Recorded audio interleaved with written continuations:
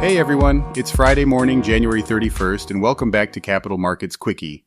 I'm your host, Endrit Cela, here to break down yesterday's market action in just 2 minutes. Let's get started.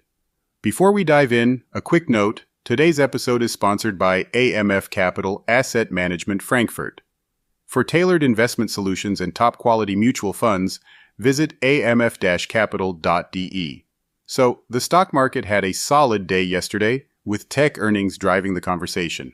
The Standard & Poor's 500 rose 0.7%, the Dow Jones climbed more than 0.6%, and the Nasdaq gained about 0.5%. With the Federal Reserve keeping interest rates unchanged as expected, all eyes turned to earnings, especially from the major tech companies that have fueled this market rally. Tesla shares ticked higher even though it missed earnings expectations. Investors still seem to believe in its promise to return to growth in 2025. Meta, on the other hand, reported strong results, boosting its stock. But Microsoft had a tough day, dropping 6% after its cloud revenue came in below expectations. Now, let's talk about Apple.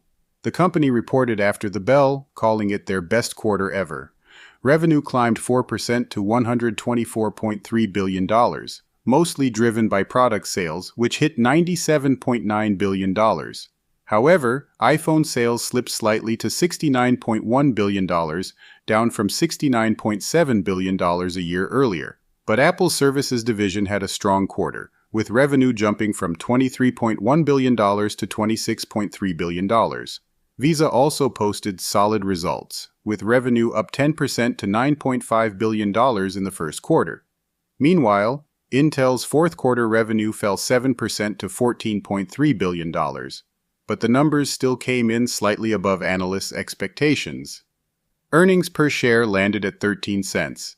On the economic front, the latest GDP report showed the U.S. economy grew at an annualized pace of 2.3% in the fourth quarter, below the 2.6% economists had expected, but still a sign of steady expansion. And finally, in some sad news, American Airlines CEO expressed condolences after a tragic collision between a passenger jet and a U.S. Army helicopter. A heartbreaking situation that has shaken the airline industry. Well, folks, that's your quick market recap for today. Thanks for tuning in to Capital Markets Quickie. I'm Endrit Cela, and I'll see you back here tomorrow. Cheerio.